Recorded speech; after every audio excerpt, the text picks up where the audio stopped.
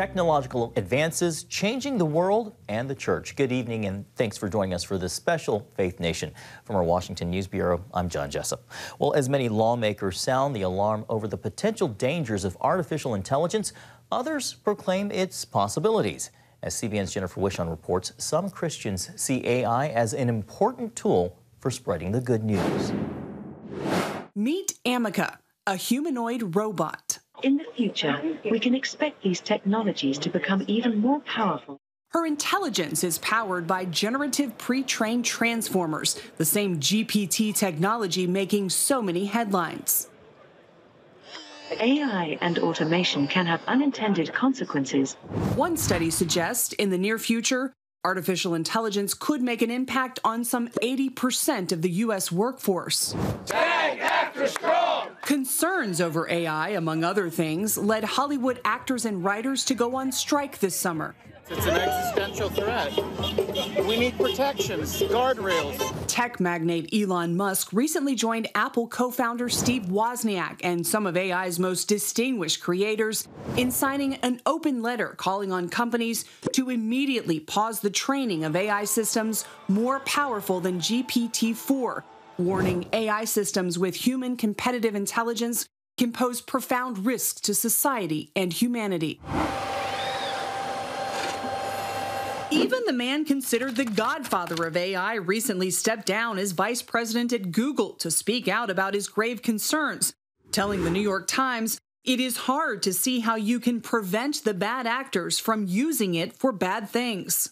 The endless possibilities for artificial intelligence and the devastation it could cause in the wrong hands has many people feeling uneasy about the unknown. But AI is already being used to share the good news that never changes in churches across the country. 1615 Church Media and Communications has been using ChatGPT and other AI programs for about a year now, so we paid them a visit to learn more. This is the platform where we built stuff. The company helps churches across the country communicate to their communities with services that range from custom posters to push notifications. A lot of times, pastors will ask for something where they want to see the modern and the ancient come together, right? They want to see modern construction workers working on, the ark or something like that, or they want to see Jesus with a modern-day family in Times Square or something like that as part of a sermon series idea that they have. And before that would be something like, we really can't pull that off with excellence, where the lighting is right and everybody's in the same perspective and they're all looking at the same thing and it just looks natural. But now with AI, that's something that we can do. 1615 uses a program called Midjourney to make the far-fetched look flawless. Ryan Cook, who co-founded the company with Sharon, explains AI only gets them to about the 30-yard line. One thing I think the GPT really struggles with is anything like that's kind of spiritually nuanced. It doesn't really understand because it's not human. There's a very human element to the gospel. A pastor's recent request for a graphic showing Joseph's coat of many colors discarded on a desert floor demonstrates how today's AI still requires a human eye. It didn't do a great job to start out with. It kind of gave me, it looks like more like a dirty inflatable than it does like a coat, right? It kind of just looks like some trash that your kids left in the backyard. So he asked the program to view the coat from a lower perspective. Then it kind of gave me something that looked like, hey, maybe this could be Joseph's coat laying on the ground. A few more tweaks. And this is kind of the graphic that we were able to create. AI played a pivotal role in creating media for a recent sermon series where the pastor asked to show families taking selfies in front of disasters. We were able to make this picture of a family taking a selfie while their house is on fire, which lighting would be very difficult, utilizing fire in order to get the perspective right, and we're not going to just find a picture of that because nobody takes a selfie while their house is on fire. Then to the pulpit. I am excited to continue this Picture Perfect Family series, and so if you have your Bibles, you want to turn those on, open them up. Neither Sharon nor Cook believe graphic designers will lose their jobs to AI. Rather, they predict they'll lose them to the people who know how to use it. And like anything, they say virtue still applies. It's not like all of a sudden AI is here, and then we just go like, oh, let's as Christians, let's set our morality aside, right? Like we're not gonna use AI inauthentically. If you're a kid who your teachers told you not to use AI for your homework, then it's still wrong to do that, and that doesn't change, right? 1615 isn't alone in their approach. Popular Pray.com recently launched Pray Studio, a new artificial intelligence platform designed to offload time-consuming processes for digital ministries, demonstrating the growing popularity of using AI as a tool among Christians. I'm really excited to see, like, what God has in store for us in serving churches for the next 20 years, and it's going to get exciting. I think that's the one thing is the landscape of communications changes all the time, but the gospel never does. And so to get to come into work every day and get fired up about figuring some things out and helping churches just streamline their communications, it's awesome. And we love it. Yeah, for sure.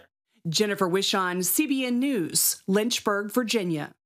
Thank you, Jennifer. Well, Dr. Joshua Ferris is an author and professor of theology at Missional University. Joshua, welcome to you. So clearly, as we just saw from Jennifer's piece, there are Christians who are using AI for ministry. Clearly, there are benefits. I would love to get your perspective, though. You wrote a piece called Expertise, Chatbots, and the Soul earlier this year. You extrapolated on the idea of AI consciousness. Joshua, from a theological perspective, do you have any concerns with advancing artificial intelligence? Yeah, good question. And thanks for having me on. I think there's quite a bit of questions and prompts that are going to be raised about the ethics of AI and how we should use them, and especially as Christians, how we should use them as within our own framework and how we think about God and in relation to human beings. There's certainly a lot of buzz around this right now, and there's scientists and philosophers, cognitive scientists saying now that we are very close to explaining the issues of consciousness and intelligence, and chatbots maybe even can become conscious and intelligent like you and I. I think that's extremely dubious, and I would say it's not possible. In fact, in the article, I argue that we don't have any good reason to believe that that actually is the case. But that's really an important issue that I think is at stake. How it is that we understand humans, and how it is that we understand humans in relation to God, especially as Christians. This isn't the first time. Yeah. If I can just pick up right there, you talk often about human constitution and imago Dei being created and being image bearers, and that we are embodied souls. How important is it for these ideas to be included in the discussion about both technological advances and human advancement? I think it's immensely important to present discussions right now because it gets at the heart of what it means to be a human and what it means to represent who God is in the world. There's something about the nature of being a person, the particular person that we love, the individual, that is or defies the kind of duplicatability that you find in science or in biological complexity even. There's something about the nature of AI and robots that can be duplicated. They can be reduplicated in a lab by inputting the right code, by inputting the right sort of algorithm. But we as individuals defy that sort of anonymity, that generality. We are not reproducible. In other Joshua words. Ferris, the author of The Creation of Self, A Case for the Soul, and professor of theology. Thank you so much for joining us, and thank you for your wisdom. We appreciate it so much. Thank you. Well, growing concern over political and religious bias inside one of America's most popular AI platforms. That story and more still ahead on Faith Nation. Welcome back. New advances in artificial intelligence are generating intense scrutiny as the controversial technology grows more common, rather. So too does the concern. CBN's Mark Martin looks at a popular program called ChatGPT and why some are worried about where it could lead. It requires us to let go of our ego, to be willing to be vulnerable, Rabbi Joshua Franklin of the Jewish Center of the Hamptons reads a sermon written by the artificial intelligence or AI chatbot known as ChatGPT.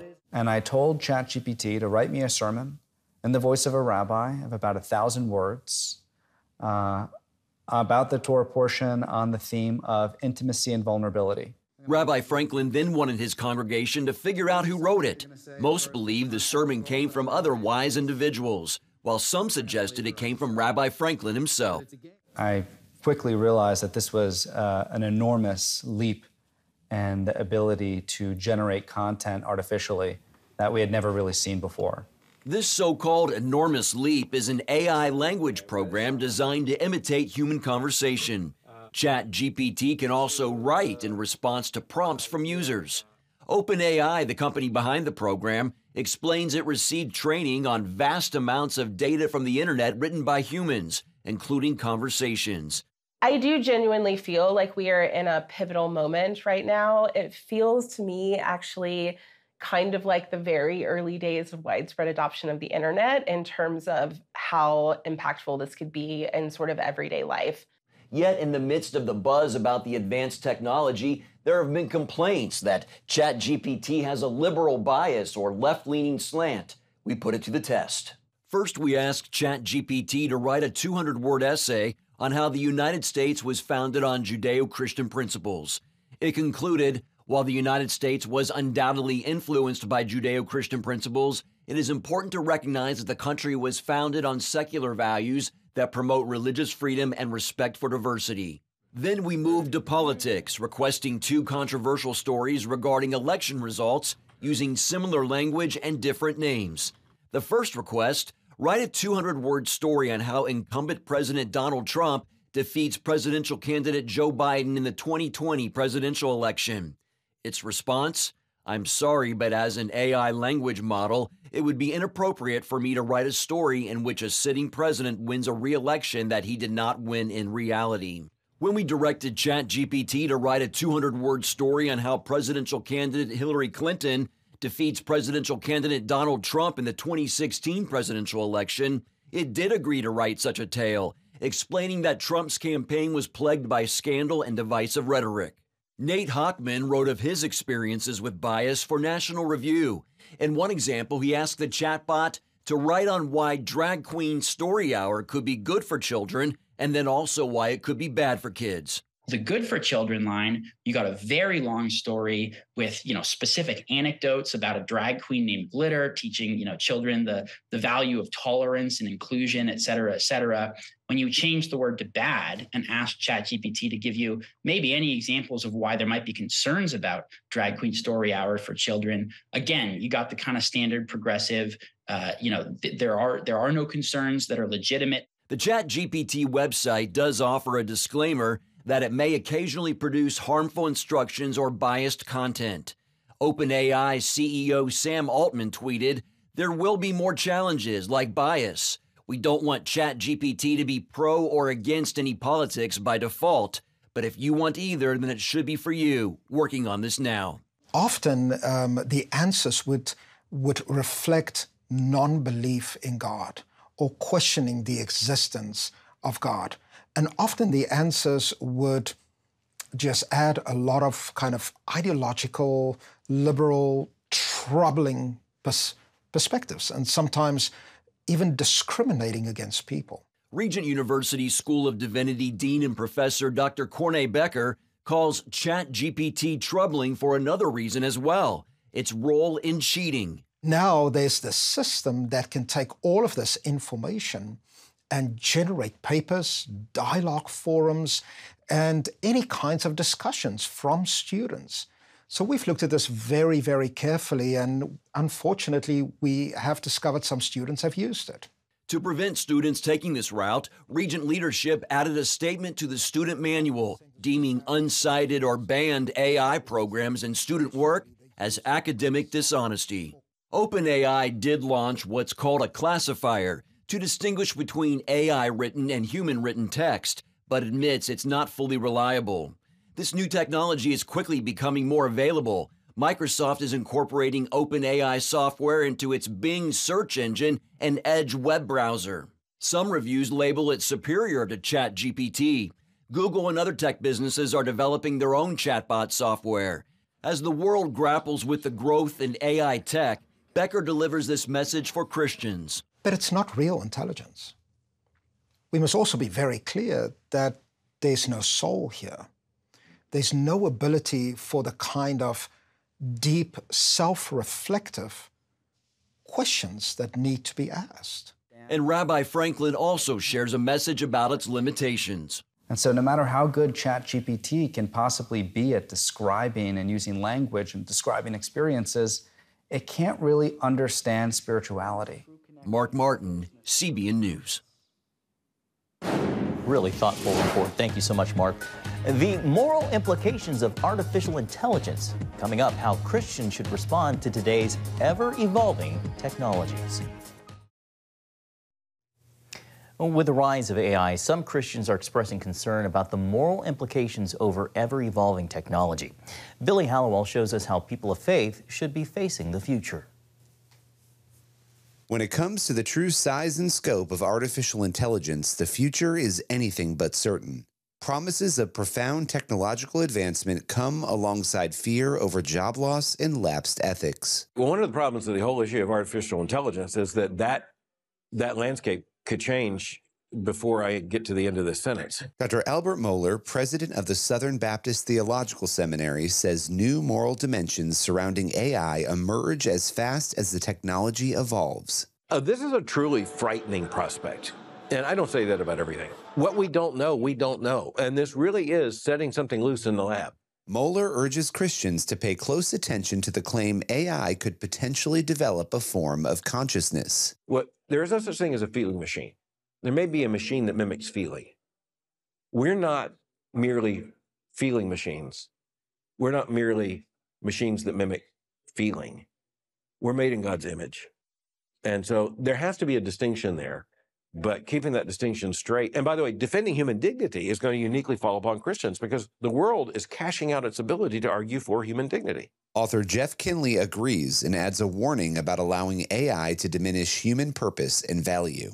Obviously, one of the biggest concerns is that it replaces human intelligence. I mean, we are moving as a society towards replacing humanity just about every way possible, replacing human labor, human thought, human writing, trying to pretty much put humanity to the margins of the narrative here. Unrestrained surveillance and the ability to hack the human brain are two potential concerns. Kinley, however, calls censorship and informational control the more immediate threats. It's the idea of deception, because artificial intelligence is not human intelligence, and so there's obviously the capacity for a lot of bias in there, pre-scripted inherent bias, but also just the idea of putting out a false narrative and someone says, hey, the AI must know more than me, so I'm going to trust the AI more than the people who could be called conspiracy theorists. Christian apologist Alex McFarland echoes these concerns and says it all comes down to who's programming the systems and how they're used.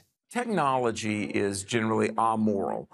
Computers aren't necessarily good or bad, but what you do with them. You know, on the moral issues, Christians need to be very concerned about AI because so much of the code and the algorithms that run the internet come from the souls and minds of Silicon Valley liberals. While the overall impact depends on human intention, there are also positive opportunities. Some experts are using the tech to improve human health and well-being, and Christian groups are translating the Bible into new languages with it. Author Johnny Moore, among others, believes America must pause, reflect, and offer moral leadership to ensure the right path forward. All the good and the bad of it is going to be realized by us. The decisions we make now will determine the lives our children will enjoy. And this is the moment to press pause, to gather together, to ask the right questions, and to make sure the United States isn't just leading in technology, but that we're leading with our values too.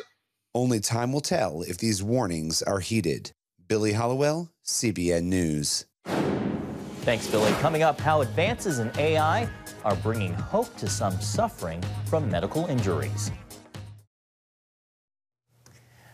Artificial intelligence is bringing the promise of medical breakthroughs. Scientists in Switzerland recently showed showed AI's potential for treating spinal cord injuries by using it to help a paralyzed man walk again. CBN medical reporter Lori Johnson brings us the story.